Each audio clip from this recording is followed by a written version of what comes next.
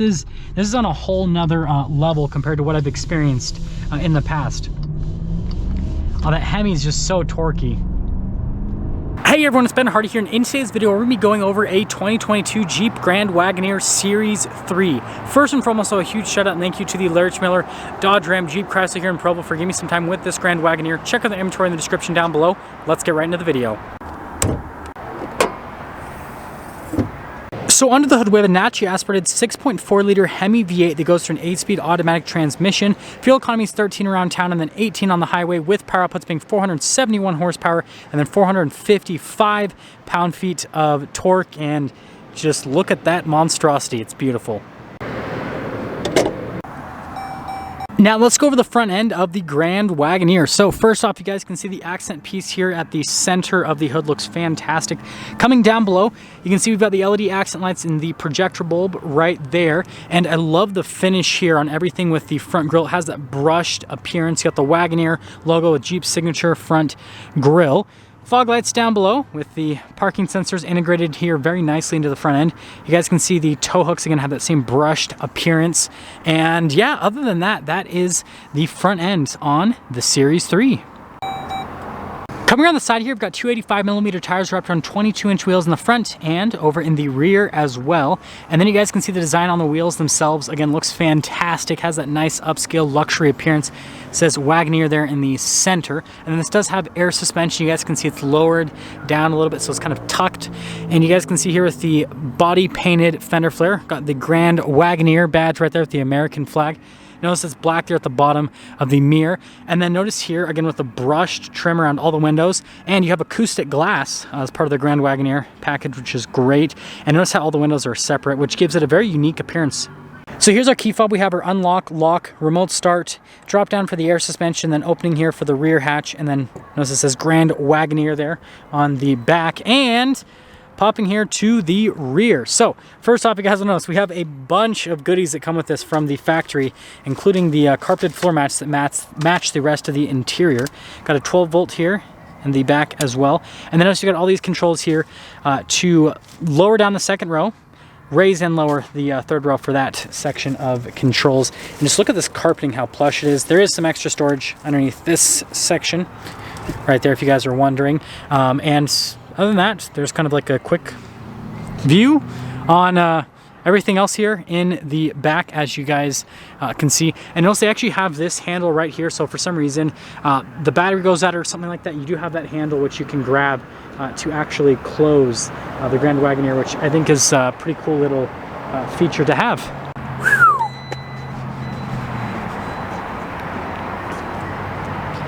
And now that she is closed, let's go over the lights here with the Grand Wagoneer. Actually, we'll lock it first so you guys can see the little light show that happens there. And then we'll unlock it so again you can see the light show that happens. Pretty cool stuff. You can see really cool lighting. And then you've got the Grand Wagoneer badge right there, Series 3 badge down below. We've got the bezel that covers the receiver hitch there at the very bottom. And yeah, there's the rest through, and I'll give you guys a 3/4 angle too, so you can kind of see what that looks like. Now I love the interior on this Series 3, so you guys can see beautiful leather, wood trim down below, beautiful stitching that contrasts and matches the wood trim, and then more leather down below. Just looks fantastic. We have the Macintosh sound system with this. We have the sunshades, and then you can see the seats here for the rear, just absolutely gorgeous with the piping and the stitching, and then the perforated leather here all down the center. Got your adjustments on the side of the seat. Power side steps, which help out with getting in and out massively. You guys can see legroom's great, and also headroom as well. This one does have these screens, so you guys can see we've got the screens here in the back. And then also you have this for like all the climate controls and everything. I'll turn the Grand Wagoneer on in a second so you guys can see what that looks like. And then you guys can see the storage space here. This is like its own center console basically, which is pretty crazy stuff. And then we've got the third row, which is just as nice. Look at the material use back there. And then you got the USBs and all that, and you can fit adults back there very comfortably. They even get their own sunroof. Like, this is the nicest third row I've ever seen in like a luxury SUV. That's all I gotta say. And then you got some charging ports right here, but let's pop it on quickly, show you guys the screens, and then head to the front. So the first screen right here, as you guys can see, is the climate controls here for the rear, which you have your own dual zone climate here in the back. You have heated and cooled seats as well for the back. So yeah, just really awesome. And you guys can see it's, you know, pretty straightforward, pretty easy to use. And then here is the screens right here. You guys can see it's like trying to set up the Wi-Fi network and all that kind of stuff. Pretty simple to use. And then if you don't want to use it anymore, you've got like the power button right there that you can press, and I'll actually press it. And yeah, pretty straightforward, but let's head to the front. Now here's the door panel at the front. Again, beautiful leather with the wood trim down below, really nice metallic trim, and then you guys can see the stitching all over that area. All of our window controls, which are automatic. Mirror adjustments, you got all the seat adjustments right here. This does come with massaging seats. The mirrors do have blind spot monitoring, and just look at the attention detail on the door panel. Macintosh sound system again. Grand Wagoneer right there, which is pretty cool. You can see, look, you got like the pillow headrest, just like in a Range Rover. Series 3 right there. You can see really nice leather all the way down. And then you got the pedals just down below. Got our parking brake right here with the light control. Pedal adjustment, steering wheel adjustment as well. It's automated, and there's where I'm looking for to pop in.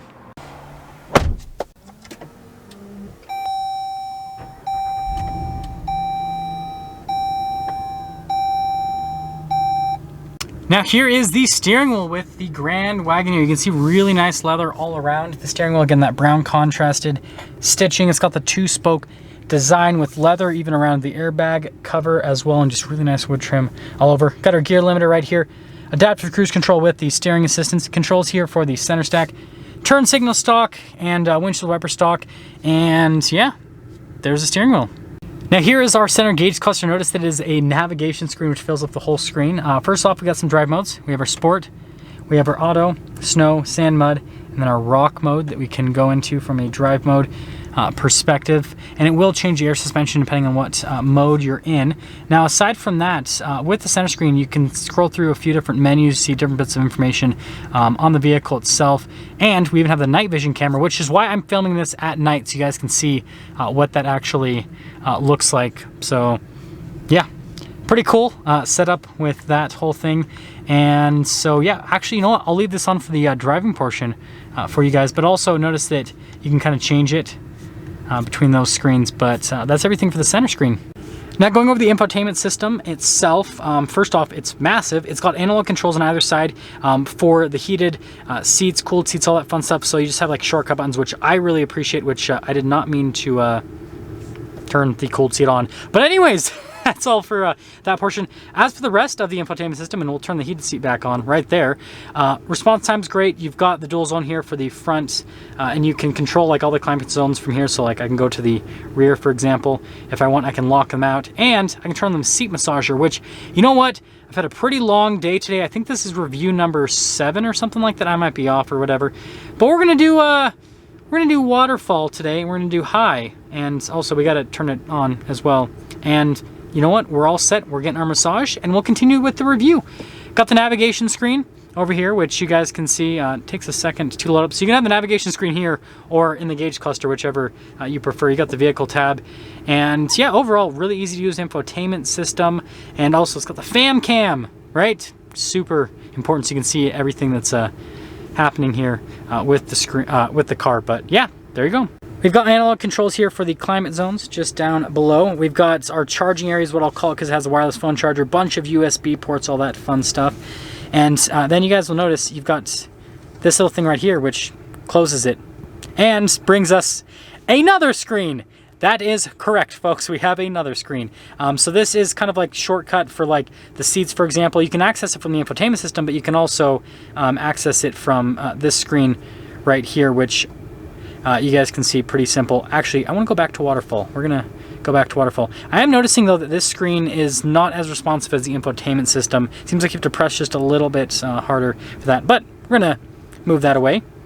And you guys can see you've got the rest of the controls down here: auto hold, lane departure, stability control, hazard lights. We've got this for the parking assistance, parking sensors, tow haul mode, and I wonder what this one does now.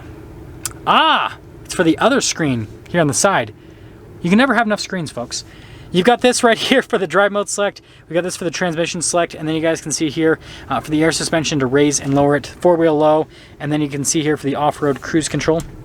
Storage space here, and then you have the lid here on the top of center console, and this one does have the refrigerator center console. And then we have the glove box over here.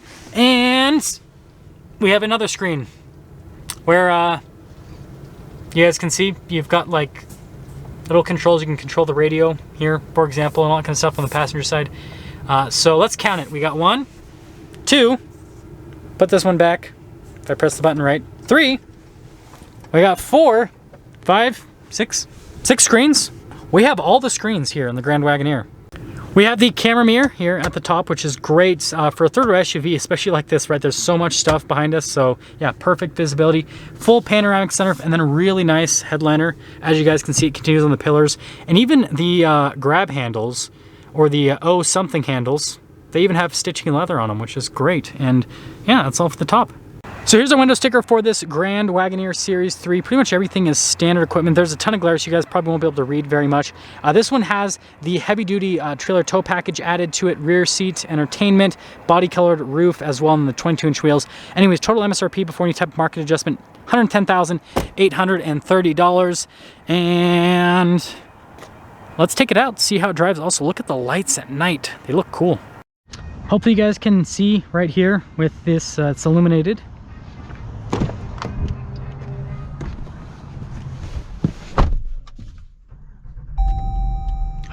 Nice.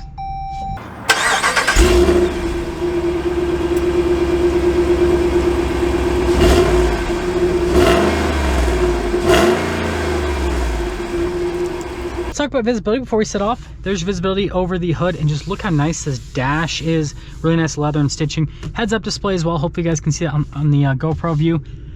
We've got blind spot monitoring for both the mirrors. And then here's visibility throughout the rest of the rear. And it's so cool. You got like the panoramic roof and the roof in the back. Like, man, this thing just feels so nice. Let's set off.